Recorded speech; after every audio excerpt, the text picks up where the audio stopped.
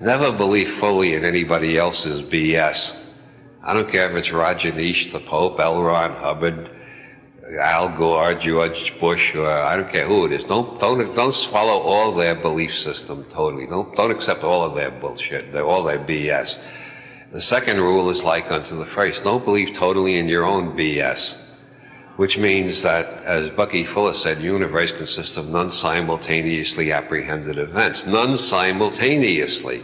The universe consists of non-simultaneously apprehended events, which means any belief system or reality tunnel you've got right now is going to have to be revised and updated as you continue to apprehend new events later in time, not simultaneously.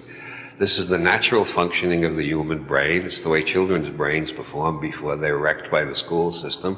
It's the way the minds of all great scientists and artists work. But once you have a belief system, everything that comes in either gets ignored if it doesn't fit the belief system, or it gets distorted enough so that it can fit into the belief system. You got to be continually revising your map of the world.